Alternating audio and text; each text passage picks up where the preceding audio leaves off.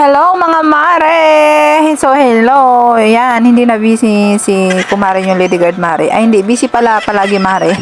Sinisingit ko lang talaga yung pagbo-voice over mare at pag-edit ng aking mga mini vlog para may maipost naman ako mga mare. So nakasanayan ko na to mare mag-post ng mga videos. So parang libangan ko na rin at natutuwa naman ako minsan kasi may mga viewers. So ganun mga mare, kahit papano may mga followers si kumare yung Lady Guard. Ayan, nagluto muna ako ng almusal namin ng mga anak ko mga mare dahil night shift ako niyan mare pag uwi ko ng umaga. So ayan, nagtortang talong ako mare, nilagyan ko ng sibuyas at saka ng kamatis yung itlog mare, tapos sinabay ko sa pagprito sa tortang talong. So after nyan mare is ako mare may dilis, so may natira pang dilis sa mare, so sinabay ko na rin dagdag sa ulam namin.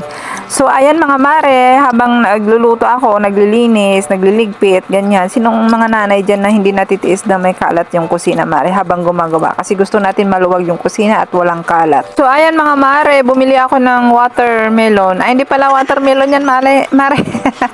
Melon pala yan, melon. So ayan, gumawa ako ng melon juice. So 50 pesos yung bili ko dun mare, napakalaking melon. Dun sa Sandigan ko binili. So bumili ako, tas nilagyan ko ng gatas, ng cream densada at saka ng evaporada na gatas. Tapos may juice pa na tang melon para mas lalong malasa at malinamnam at mabango yung melon juice natin mga mare. Bali 3 pitsil yung nagawa ko mare sa isang melon juice. So napakarami sa magsasawa yan si GM sa kasi kuya sa pag-inom niyan. Gustong-gusto nila yan.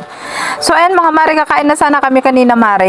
Yung baho namin panis na. So ayun, nagsaing muna si kuya dyan. Tapos habang hinintay yung sinaing mare is nagmarinate na ako ng uulamin namin mamayang hapon na lulutuin kong adobong manok. So ayun, nung naluto na yung sinaing ni kuya, kumain na kami mga mare at sa kanyan, natulog at paggising mare 5:10 na ng hapon. So ayan, parang konti lang yung tinulog ko dyan mga mare, tapos duty na naman tayo ng gabi. So ayan, dahil Sabado nung araw na yan mare, Sabado wala kaming formation, so saktuhan lang tayo mare, hindi tayo maaga papasok. So may oras pa akong magluto. So ayan, tinulungan na ako ni GM, nagbabalat siya ng patatas. So ayan mga mare, ako naman yung mga ricado, sibuyas, bawang at saka ng luya. So ayan mga mare, gisa-gisa lang tayo at saka yung minarinate kong adobo ay manok mare. Minarinate ko yan bago ako matulog kanina.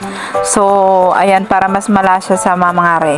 So ayan mare, hindi ko na yan nilagyan ng tubig mga mare.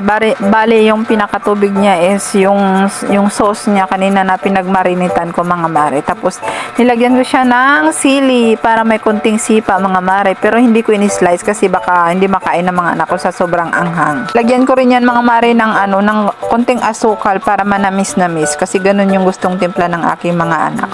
So ayan, magbabaon tayo mga mare dahil wala tayong time kumain dyan sa bahay. Ganyan kasi mare, pag wala ng time binabaon ko na. So 6:30 na ng hapon dyan mga mare, bali nagmamadali na tayo kasi papasok na. So ayan, bumaba na yung mga anak ko para magpaalam sa akin kasi alis na ako. So ayan muna mga mare for today's video. Maraming salamat mga mare sa panonood.